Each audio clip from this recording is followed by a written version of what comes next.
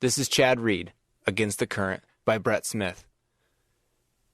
The checkered flag stopped waving an hour ago, but in a grassy parking lot in Tampa, a crowd was still growing, Coors Light still flowing, and commemorative T-shirts were still being passed out and pulled over heads. Aside from one subtle clue, it could have easily been mistaken for a championship celebration. The person responsible for the party, the reason for the gathering, was struggling to have a good time. Chad Reed just wanted to go home.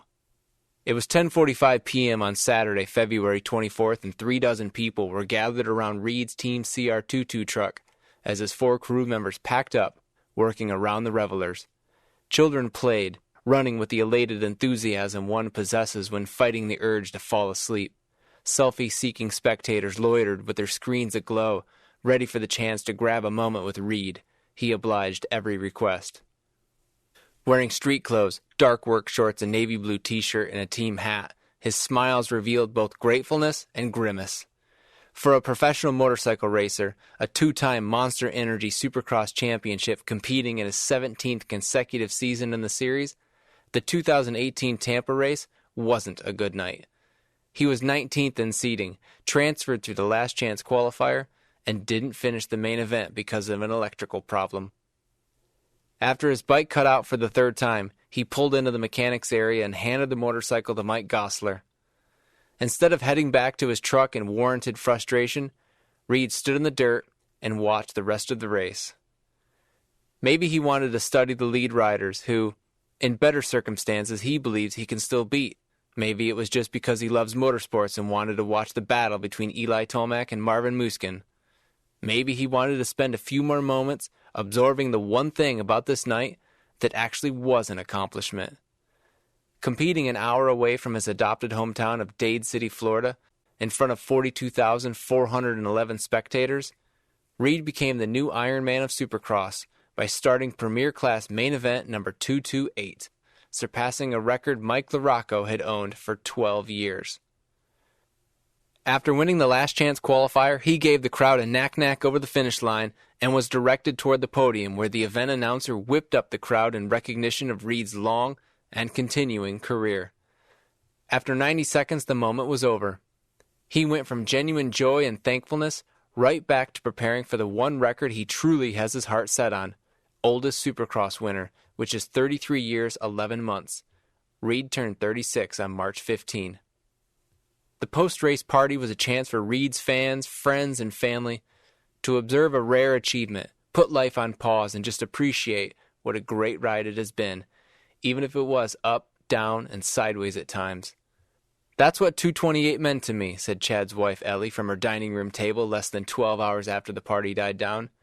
"You reflect on how much you've actually done, but you're in the zone, and sometimes you forget to stop and look up and go, hey, what did we do? And that's because you're so head down, ass up, go, go, go," she says, looking at Chad. "Nothing is enough for you." But he's always been that way. When Reed showed up in Anaheim on January 6th for the opening round of 2018, he was still hobbling from the 2 fractures he suffered in October to the talus bone in his right ankle. Medically speaking, he really had no business racing a motorcycle. The talus sits below the tibia and fibula and forms the lower part of the ankle joint.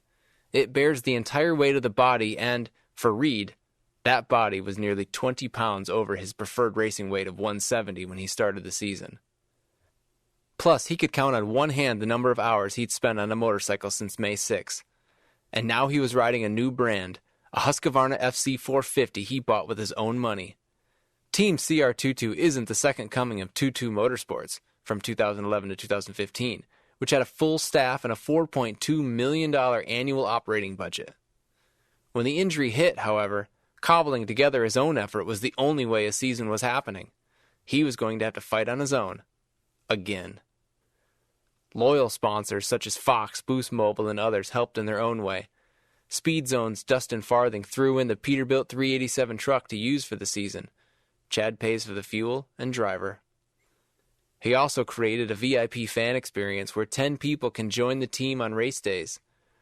With a single Instagram post on November 30, 2017, CR22 received 2,000 email inquiries within a few days.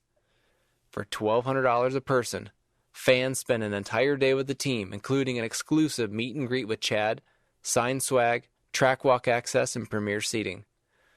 The VIP program became more than just a fan opportunity. It's helping CR22 get to the races. When 22 Motorsports closed down, the Reeds were able to pay all their bills, but Ellie said Chad hasn't collected a significant paycheck in almost 8 years. The 2016 Yamaha contract was only a $100,000 salary, with a slight bump for 2017.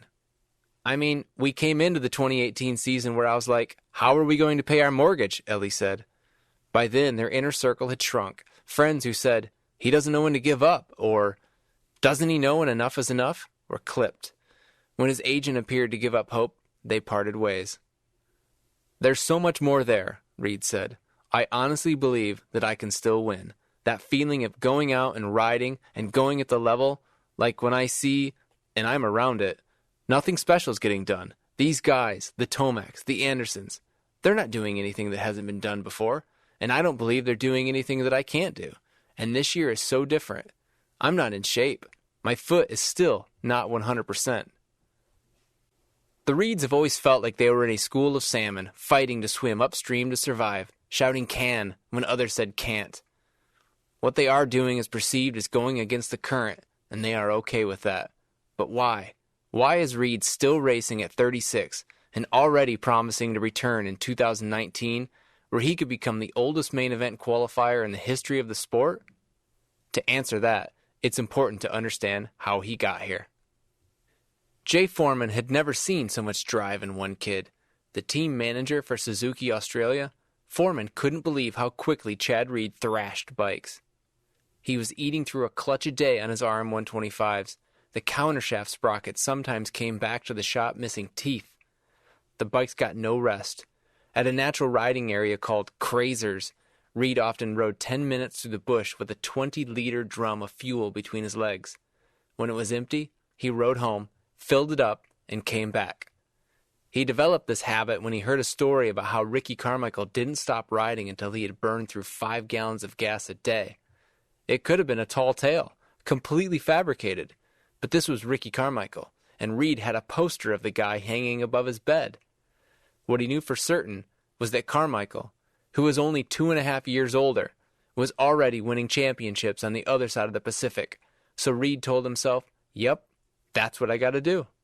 So he burned through as much fuel as he possibly could, and he took full advantage of the fact that Foreman's shop was 20 minutes away from home. He'd ruin a bike and simply take it back for another one. It didn't matter who was around helping him, he was going to make it, Foreman said, dispelling any notion that Reed caught lucky breaks. Nothing was going to stop him. He wanted it so bad. Foreman has known Reed since he was a boy and watched him grow up. He rode for Suzuki in the Australian Junior Championships, and when it was time to turn pro, he made it clear that he wanted to bypass the 125 class completely. He found the displacement gutless, and he'd been riding 250 since he was 12. It was a highly unconventional move. And a hard thing to convince my bosses at Suzuki, Foreman said. In New Zealand, riders could move to the senior or pro division at 15. In October of 1997, Foreman sent him to Australia's neighbor to compete in their professional motocross season on 125s and 250s. Foreman said the deal was that if he could beat rising star Josh Coppens, who was 20 years old, then he could bump straight to the 250 class in Australia. Reed doesn't recall racing in New Zealand as being a tryout period, but he was definitely dead set against racing a 125 and was up for any opportunity to race pro. When I make up my mind, it's going to happen, Reed said. I wasn't intimidated, nor did I look at those guys such as Cameron Taylor, Andrew McFarlane, Michael Byrne, Peter Melton, and say, oh my gosh, these guys are gnarly. My cousin, Craig Anderson, who was the Australian champion, would kill them, and I got to see everything he did, and I rode with him all the time. In a naive, overconfident manner, I didn't believe I had to worry about anything, and the 250 class was where I needed to be. In one of many examples of growing up fast and finding his own way, Reed went to New Zealand alone. A man named Dave Craig looked after him, but they couch-surfed their way around the two islands, practicing whenever and wherever they could. It was during these months that he blossomed into a young adult. Reed didn't beat Coppins, but Foreman granted Reed's wish to compete on a 250 in Australia's 1998 National Motocross Series. The fact that a 15-year-old could go to a foreign country alone and adapt well enough to stay in the championship hunt was impressive on its own. Figuring it out is part of the Reed fabric. His parents never mollycoddled him. They couldn't. They were too busy breaking their backs and blistering their fingers to provide for their 3 kids. Robin Reed cleaned the schoolhouse and was often out of the house by 4 a.m. Mark Reed was a concreter and left around 5:30 a.m.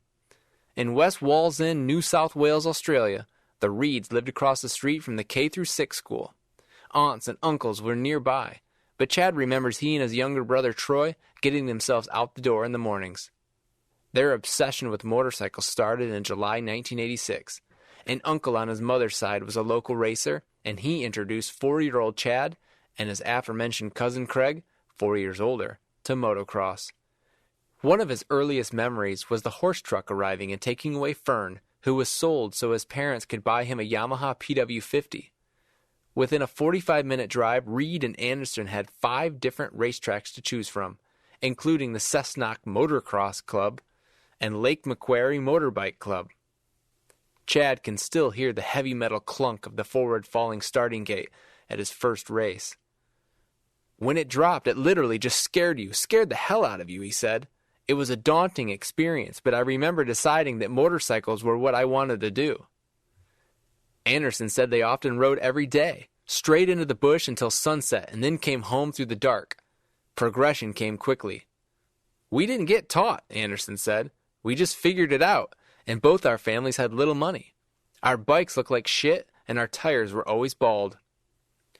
Anderson knew his little cousin had a special desire to succeed from the time he was 6 years old, and despite their age difference, their competitiveness pushed one another to be better. Chad wanted to be both like Craig and beat him. Being 4 years younger, Reed was always at a displacement disadvantage. It just meant he had to ride that much faster. Racing in America wasn't just a goal. It was something he talked about constantly, and he wore the heads off a friend's VCR watching videotapes of Jeremy McGrath. When Reed was 13, he moved to Curry Curry, where Mark purchased 25 acres.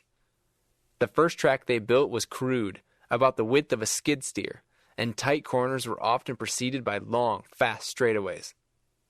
Blowing the corners meant getting tangled in the shrubs and tea trees of the bush. In Curry Curry, Reed excelled and picked up support from Suzuki. He was known to finish a full day of racing, come home, and continue riding on his own property. He burned nearly 200 liters of fuel a week, and at $1 a liter for avgas, affording Chad's dream was a stretch. The Reeds lived in a trailer for 2.5 years while Mark built a modest 1,000-square-foot home. Affording handlebars even required creativity. Suzuki had a large supply of stock takeoff bars and grips from the team's stable of race bikes, and Mark scooped them up and put them on Chad's practice bikes. He went through them like tear-offs. I picked up Chad's RM125 once to prep it and had bent-up stock bars and a left-side grip stretched over the throttle tube, said Christian Kibbe, a mechanic for Team Suzuki Australia who now works for Geico Honda. To top it off, the grips were wired on with some old fencing wire, similar in gauge to a coat hanger. When Reed was around 14, a development tour was organized that gave young Australian talent the opportunity to travel to the United States to ride and race. It had an expensive price tag, and Reed can't recall if he was actually invited, but he knew he was in no position to pay for it. What he does remember is being a young teenager and realizing that it's a very political world we live in, and it's not all based on talent, he said. Kibbe asked Reed why he didn't go. The amount of spite-filled cockiness in his reply was unforgettable. I don't care because I'll kick all their asses when they get back, Reed told him. The kids came home with an enviable amount of swag, including helmets painted by Troy Lee Designs. Of course he would have been slightly jealous and had a chip on his shoulder, Kibbe said. These were Australian kids with money that probably didn't have the burning desire Chad did, and they were the ones going on the trip. I bet he stayed home and practiced even harder. As if the sting from not being able to go to America wasn't enough, his high school math teacher always told him he was dreaming when the subject of racing came up. "You think you're going to go out and do what Jeff Leask did?" Mr. Rumford would ask Reed. He was a motorcyclist and remembered Leask's accomplishments, which included several podium finishes in AMA Supercross and runner-up in the 1989 FIM 500cc World MXGP Championship. "I remember looking at him and saying, 'No, I'll be better,'" Reed said.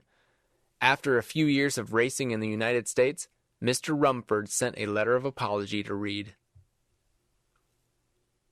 Even though Reed skipped straight to the 250 class in 1998, Suzuki Australia's introductory salary for young rookie motocross riders was still only $5,000. But that was $5,000 more than Reed had ever had, and it brought him one step closer to the ultimate goal. To save money, he co-piloted a team van with Kibbe while his teammates jetted into the races. Only 16 and still on a learner's license, he wasn't legal to pull trailers, but they shared driving duties. Reed enjoyed the process, which included pumping gas from a metal drum stored inside the trailer because there was so much mileage between fuel stations in South and Western Australia. They ate sausage rolls, meat pies, and other mystery foods from stores along the way. Reed's beverage of choice was chocolate milk, while Kibbe enjoyed Jolt Cola. Reed had no music preferences, still doesn't, and when Kibbe's CDs weren't spinning, they talked about racing and life. Kibbe once asked what Reed thought about Carmichael, who was winning the 125 class in the United States. "I remember Chad saying, 'I have 2 hands, 2 feet, and a heartbeat, and so does the next guy. I can do whatever that guy's doing.'" Chad was simply echoing what his father had taught him, that no one is above anyone, that all can be beaten. As confident as Reed was, there were still doubts. He was 16, his siblings and friends were at school, his parents were at work, and he was bored. One can only ride so many practice laps, and he didn't enjoy training in a gym. Still doesn't. His favorite non-riding routine was to pull on a set of board shorts, ride his BMX bike 3 miles to the Curry Pool, which felt like so much longer, swim 20 laps, and ride home. "It was a huge shock," Reed said, of adjusting to the life of a professional athlete. "Here I am, it's 1998, and I'm a kid. Really kind of lost, and I didn't know what to do. I was like, do I go back to school and try to do the both, racing and school? I ended up sticking with the motocross thing." Today he chuckles when he sees a teenager whose life and routine are under constant scrutiny and surveillance via various handlers. With that kind of pressure, it doesn't surprise him that so many careers are over with at 26. "You've got to figure some things out on your own," he said. In August, at the end of the 1998 motocross season, Reed broke his lower leg while trying to pass Andrew McFarlane and secure a 1-1 finish. It was on the final straightaway of the final lap at Hervey Bay, a rough sandy course in Queensland, 12 hours north of Kurri Kurri. His leg required surgery and 6 screws, and he used a Suzuki scooter to get around town and see friends. With forced downtime, he stepped out of his racing bubble and lived the life of a normal teenager. On August 30, he rode his scooter to a birthday party about a mile from his house. Many of his friends and former classmates were there. He dropped out of 9th grade in October 1997. One was Ellie Brady. The first time he saw her was in 7th grade on the first day of high school. She was in the library and they made eye contact from across the room. She had dark brown eyes, brown hair, and lively eyes. But it was those teeth that struck him. "Smiley Teeth Ellie," he called her. The daughter of a school teacher and a coal miner, Brady had spent her whole life in Kurri Kurri and planned to become a school teacher like her mother. At the party, they connected. Brady sat on his lap and they joked about how Chad's cast stuck up from his knee like a fake leg. She finally had the chance to really study him and noticed his stunning blue eyes. "When I want to have children, I'm going to come find you so my kids can have blue eyes like yours," she told him. Today she laughs about how bizarre and bold that sounds, but she remembers being completely sincere and non-sexual about it. When the party wound down, the boy with the broken leg kissed her before he left. He was cocky but cute, and she liked his infectious personality. If he'd been healthy, he wouldn't have been at that party. It was the best broken bone he ever had. Brady quickly learned that her dirt bike racing boyfriend had a dream to relocate to the United States. She knew of his profession in theory, but didn't know exactly what it all meant, and she didn't consider herself part of the plan. It was never like we got together and we were going to be together forever, she said. It was like, okay, we're just having fun and dating, but it kept on getting more serious. In late December 1998, Reed went to America. It was part of a contract clause he's still particularly proud of because he fought hard for it. In addition to a $25,000 salary with Suzuki of Australia, he wanted to try a few races in America before the Australian Supercross season began in late January 1999. Foreman green-lighted the request and joined Reed. They arrived just before New Year's Day and picked up a flogged and battered factory RM125 that had been used as a dyno bike. It didn't even have graphics. Reed spent the entire month sleeping in the living quarters of a horse trailer owned by Alan Knowles, a friend of Foreman's who often took visiting riders into his Rowland Heights, California home.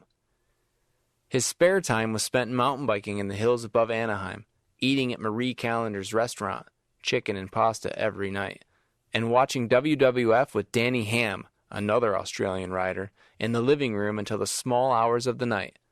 Laughing like school children when my wife and I tried to sleep, Knowles said.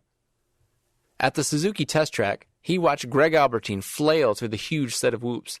This is impossible, Reed told himself. Then Larry Ward rolled out onto the track and smoothly skimmed across them. Impossible changed to, I could do this. He was such an excited and wide-eyed kid that he can still hear the sound of Jeremy McGrath's YZ250 when the defending champion turned laps on the Yamaha test track across the canyon. I couldn't wait to get done riding so I could drive over there and watch Jeremy, he said. The trip suffered a setback when he caught a hairline fracture in his right thumb at an annual warm-up race. He rode practice at the Supercross season opener at Anaheim, but was still too sore to race. He lined up a week later in San Diego with a throbbing thumb and won his daytime qualifier to transfer into the evening program. In a rented Penske truck that carried a sad assortment of plastic totes and cheap lawn chairs, the 16-year-old blended in with the rest of the privateers in the back of the Angel Stadium parking lot. He couldn't even grab the attention of the very man that loaned him the motorcycle, Team Suzuki's manager, Roger DeCoster. To say his presence was overlooked by the media is an understatement. His name got a mention in the paragraphs of Cycle News, but only in the context of listing the riders that qualified for the main event. On ESPN2, Art Ekman said, Reed, when running down the list of riders in the Suzuki starting grid, but Reed's actual name didn't appear in the on-screen graphic. A Harold Hagman number 874 showed up at the bottom, but Hagman didn't even race in San Diego. Hagman finished 17th 1 week prior, so the most logical explanation is that the template was pulled forward and Hagman's name wasn't deleted. Reed running number 967 or number 997, nobody involved can quite remember, never got a single second of television time. He finished 17th.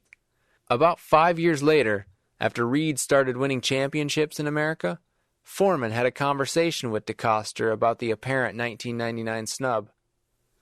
I should have taken more belief in your word about how good he was, Foreman remembers DeCoster telling him. I made a mistake. I couldn't see it in him. I just thought he was arrogant, and I didn't like that. Reed likes to joke that he wasn't French enough to turn heads. Today it seems ludicrous that a future champion was nearly invisible at his first race in America. The 125 class storylines, however, were quite full. There was the battle of the Caseys, Casey Johnson and Casey Lytle, who were Yamaha of Troy teammates, and Alessio Chiotti, the two-time 125 World MXGP champion, who is on his own three-race American tour. He finished 5th at Round 1 in Anaheim, his first ever Supercross in the U.S., and backed it up with a 4th in San Diego. Later that summer, he won his 3rd world title. Reed went back to Australia without ever making a ripple in the States. It was 3 years before he came back. He returned to Australia and pounded laps on the Supercross track he and his father built on the Curry property. The land was thick with tea trees, and the family cleared them by hand, often leaving behind the small stumps that were difficult to dig out. Friends who rode there still speak of the little landmines that gave them flat tires or ripped their feet off the pegs. Mark and Chad did their best building the course, but the landings of the jump were often as steep as the takeoffs, which required more than precise timing. The 1999 Australia Supercross Championship opened in late January at Newcastle Speedway. It was Reed's first professional Supercross in Australia, and it was the first race Ellie attended. Her whole family came, and her sister and their friends wore shirts that spelled R-E-E-D, with the letters sandwiched between thick black lines, Reed between the lines. Reed crashed twice and was in 7th place on lap 15, but still pulled off the win against his cousin Anderson, who was the defending champion, and Peter Melton, whom he passed on the final lap.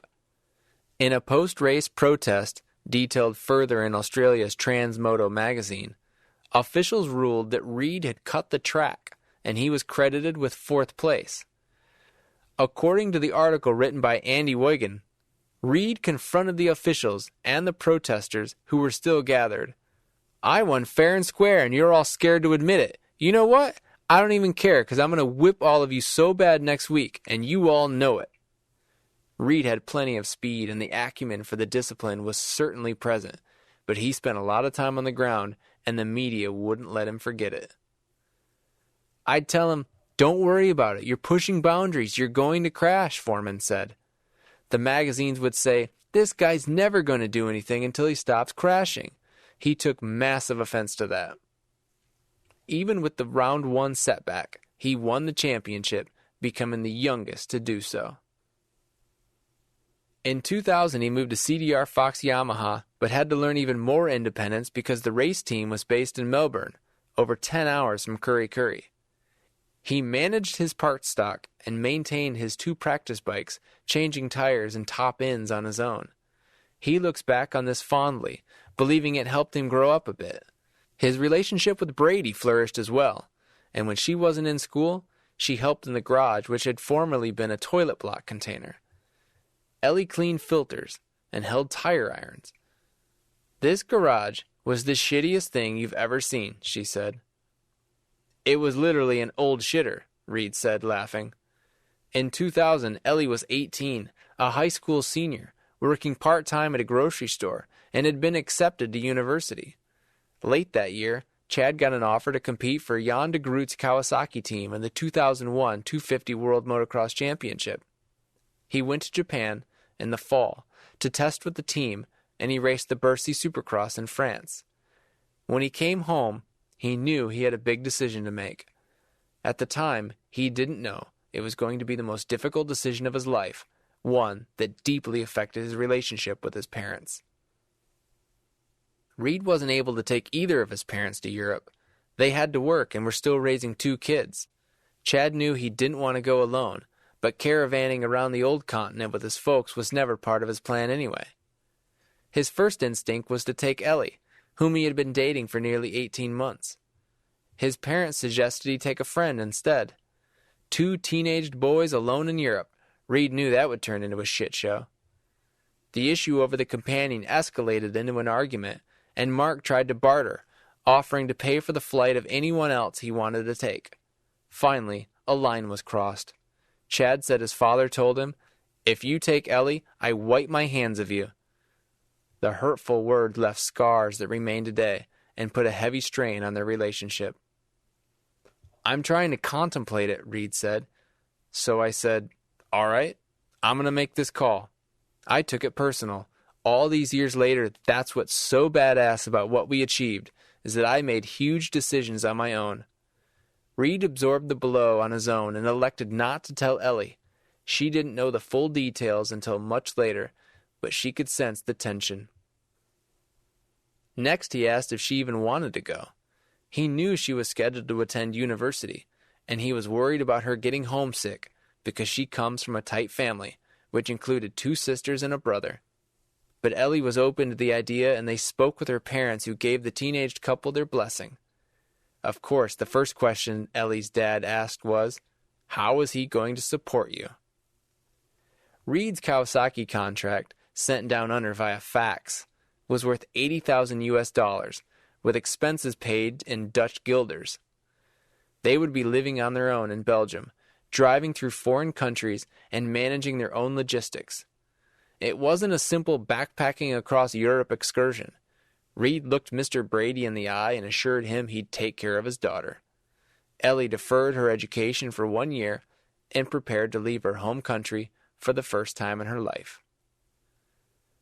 And as much as I wanted to, or at least as much as I had confidence in myself, I never saw myself failing, right? Reed said.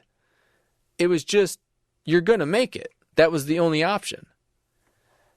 In late January 2001, Reed won the first 2 rounds of the Australian Supercross Championship, beating his cousin on night 1 and Peter Melton on night 2. Days later, with just 2 gear bags full of personal items, they left behind their humble homes, their friends and families, and took on the world. Ellie was the first one to cry. It was around their connection in Hong Kong, and Chad thought to himself, oh no. She chalked it up to a combo of homesickness and the thought of making another 10-hour flight when one had just ended. She recovered, and they continued to their new, albeit temporary, home in Lommel, Belgium. Everything we bought, everything we purchased, everything we did was the bare minimum, Ellie cut in. We tried to save our money. The only event outside Europe that season was in Australia, and they drove to the rest of the races.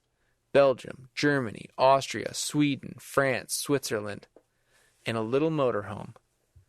That alone provided a lifetime's worth of stories. A day or two before Reed's 19th birthday, they got to the end of their driveway and didn't know which way to turn to go to round 1 in Belpuig-Spain, about 15 hours away. Remember, this was 2001. The cell phone they shared did nothing more than make phone calls. So they went to a gas station, and Ellie bought a map and learned how to read it. The amount of fights and arguments we had over directions, but Ellie interrupted. I think we did pretty good. We'd do well on the amazing race. On April 1, it was Chad's turn to cry. It was also the moment Ellie truly discovered her role. Round 2 was in Valkenswaard, Holland. Reed came into the weekend exhausted after hammering moto after moto at a local sand track. In the race, he crashed 3 times and struggled in the deep sandy ruts that were unlike anything he'd ever seen. He finished outside the top 15. When he came back to the truck, he removed his helmet, sat on a bike stand in the back of their camper, and sobbed. Ellie saw him, steeled herself, and laid into him. We didn't come all this way for you to be sitting in here and crying in the trailer and riding like shit, she yelled. 17 years later, she retells the scene with the exact emphasis and tone she used in the Netherlands. He felt like a failure, and Ellie wasn't going to let him do that. They had both sacrificed too much. Ellie bought into the goal, and that was to make it to America and do whatever it was going to take to do it, Reed said. And I think that made us stronger. That brought us closer. We worked as a team. Reed spent the early part of the season outside the top 5 while Michael Pichon ran away with the championship. After 5 rounds, Reed was 11th in the standings. At round 6 on May 27th in Spa, Belgium, Reed got his first podium, a 3rd. The season wasn't half over, and Reed was already in discussion with a team in America, and it wasn't a secret. In September at round 12, he became the 2nd Australian to win a World Motocross GP, which Jeff Leask first did in 1990. By that point in the season, however, Reed had already signed with Yamaha of Troy to race the 125 class in the United States in 2002. It was a move that surprised de Groot, who wanted to keep Reed so badly he told Pro Circuit's Mitch Payton that Reed was all signed up in Europe for 2002. Reed was willing to stay and try to win a title, but wanted a guaranteed spot with Team Kawasaki USA in 2003. In the Premier class, they couldn't do it. In October, Reed returned to Australia and won the final 2 rounds of the Australian Supercross Championship, beating Travis Pastrana. Later that fall, they arrived in the United States, just like they arrived in Europe, less than a year earlier, wide-eyed with only a couple of gear bags in tow. With little money and a tight budget, they spent 6 weeks in Sharon Richards' 2-bedroom condo with Sharon and her then 21-year-old daughter. Richards was director of client services for the agency that orchestrated Reed's contract, and she remembers them being two sweet, impressionable, and excited kids, happy to be living a dream come true. She helped them navigate purchasing insurance, an automobile, and a small house in Southern California. Yamaha allowed Reed to race the first 3 rounds of the 250 Supercross season, while he waited for the Eastern Regional Series to begin. On January 5, 2002, he finished 6th in his first ever Premier Class attempt. On January 9th, he won the first of 6 straight 125 races. In his no-filter, love-it-or-hate-it manner, he let the crowd know that A, this was his lifelong dream, B, he didn't really want to be in this class, and C, I expected to win tonight. A little over 2 years later, he was the Premier Class champion. Those early memories are probably the ones that make me the most proud, because we were so young and made such huge decisions and things like that, and you don't realize it could have went one way or the other back then, Reed said. I feel like all these years later, that's the core of who we are. And here we are. And you get here and you forget that you racked up 228 starts because you've literally been head down, ass up, going one thing after another, Ellie said. We're workaholics when it comes to that. We just thought about racing. The morning after the Tampa Supercross, there is no sign of life outside the lakeside golf community home of Chad and Ellie Reed. All 4 garage doors are closed and no vehicles sit in their tiled circular driveway. Spanish moss trees form a natural privacy barrier around the property. The neighborhood is so quiet at 10:30 a.m., it feels abandoned. Inside, kids in pajamas race around the living room, tumbling over couch cushions and gymnastic blocks. Ellie is vacuuming while her 3 children, Pace, Kaya, and Tate, play. They're especially happy this morning because it's rare when Dad is home for breakfast on a Sunday in winter. Still sporting bedhead, Chad makes a pot of oatmeal. 3-year-old Pace eats his so fast, everyone wonders if he threw it all on the ground or fed it to the dogs. His face is covered in chunks of cooked oats. But Lulu the Shih Tzu and Milo, a French bulldog puppy, are loitering on the other side of the kitchen, and the floor is clean. Pace grins and laughs. Chad smiles. This is Chad at home, the Chad that only family and close friends get to have. This is the father that shows up at school functions, soccer games, gymnastics practice, that rescues turtles, helps with homework, and puts his kids to bed every night he's home, where they talk about their day before turning out the lights. At home is where Chad perfects his baking skills with a damn fine chocolate souffle, where he's known to crack open a cookbook and try something new. The kids especially love Daddy's eggs. And in case you're wondering, the 2 boys got Daddy's piercing blue eyes. He is the sweetest, happiest, childlike adult I know, Ellie said. I hope one day the other layers peel off and people get to see that. But of course, it's the other side of him that helped him get to where he got professionally. The kids' lives might be very different from how their mother and father grew up in Curry Curry, but Reed knows there's plenty of value to pass on from his own humble upbringing.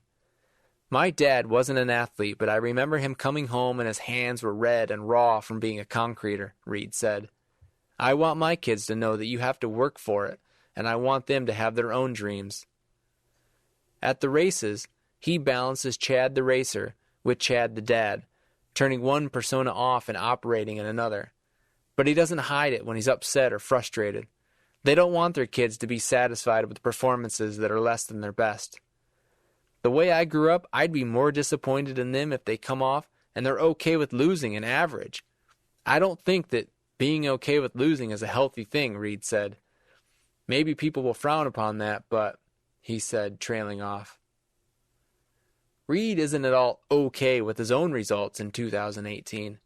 Even given his circumstances, he thought they would have been better sooner. Those who feel Chad is well beyond his peak are not difficult to find. His last Supercross championship was 10 years ago when he was 26 years old. Plenty, however, still want his autograph. They line up an hour before the official signing sessions begin. Maybe they want to see a champion one last time before he's gone. Maybe they're like Chad and they just haven't had enough. Foreman, the Suzuki Australia team manager, said he's never seen a rider that likes riding a dirt bike as much as Reed. And his ability to adapt to a new country, a new brand, a new setting, a new way of life, made him even more special. As a professional, Reed has had moments, years, bikes and teams that he didn't gel with, that made him wonder if it was time to move on. There was a period when he thought 26, 27 years old was his time too, just like it was with Jeff Stanton, Ricky Carmichael, Ryan Villapoto, Ryan Dungey. But then something reignited the passion. The thought of not racing anymore seems nonsensical, especially since Chad and Ellie feel like they're still arriving. That's always been our thing, she said. You never arrive. It's not all of a sudden, good, we're here, yes. No. It's like you're constantly trying to get somewhere. Maybe Chad Reed is still dreaming. He's dreaming of another podium, another win, another title, another year of doing the one thing he's loved more than anything since he was 4. If he races in 2019, it will be year number 22 as a professional athlete. It doesn't matter what he wants to do next because he hasn't reached the finish line yet. Because right now, he's still swimming upstream. And if this whole thing really is a dream, well, he doesn't want to be woken up.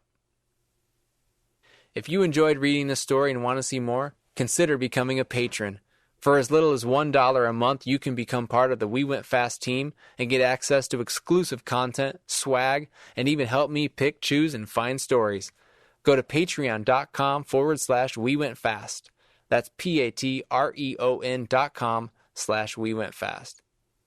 Thank you for listening to Chad Reed Against the Current.